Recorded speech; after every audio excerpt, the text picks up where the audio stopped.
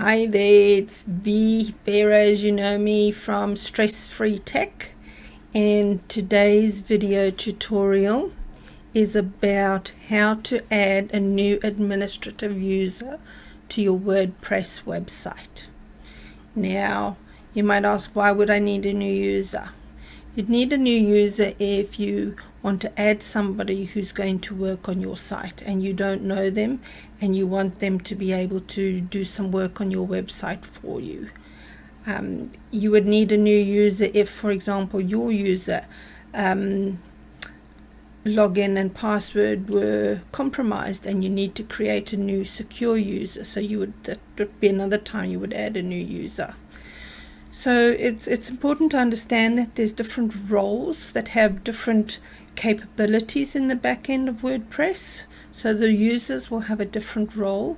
So there's an admin, there is an editor, an author, a contributor, and a subscriber, and they all have different levels of what they can actually do in the back end.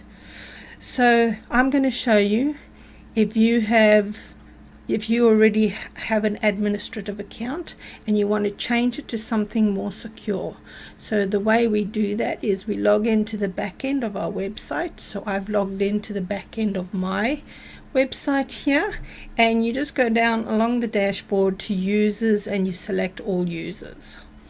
Now when you select all users, it shows you the user's name. So I've got 2 at the moment, and they're associated with a different email address.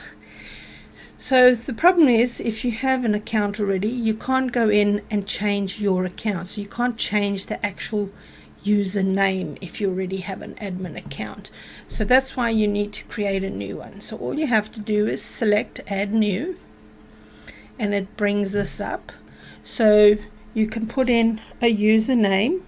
Now it doesn't matter if it's something, like a nickname. You might have, so for example, my business is ETDD, and I might add V to the end, or I might put it at the beginning, as you can see. Then you want an email account, so I might just put my personal email account for now. And then your first name, it's up to you if you want to fill it in. It's probably a good idea to fill it in, because that way it promotes on your website who you are. You then want to go down to the role down here. This is where you see the roles I was talking about.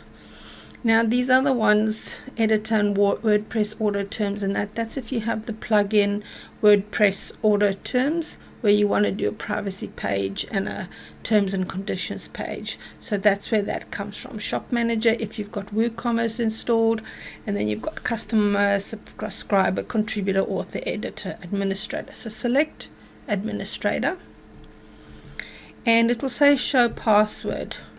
So I tend not to use that, but that's a good strong password. So if I'm going to type in my own password,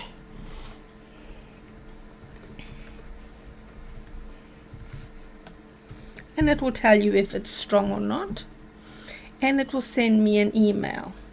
So usually they allow you to have a nickname, but this, I see, obviously it's changed with the new updated WordPress, and the nickname is what is normally seen when you post a blog post.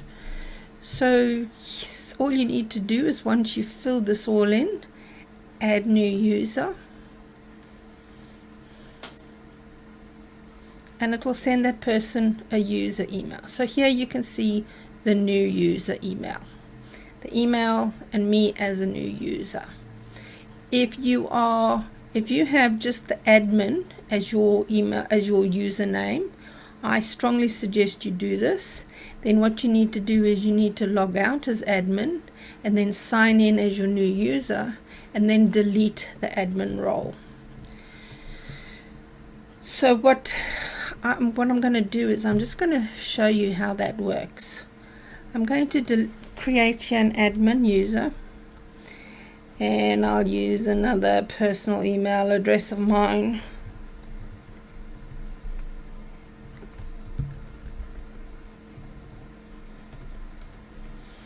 I'm not going to fill these in. I'm going to make myself an administrator. Show the password. I'm going to hide it. Put my own one in.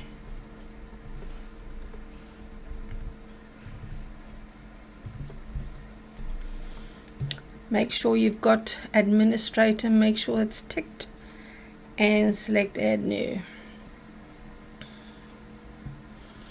So the way that works is, now if I log out,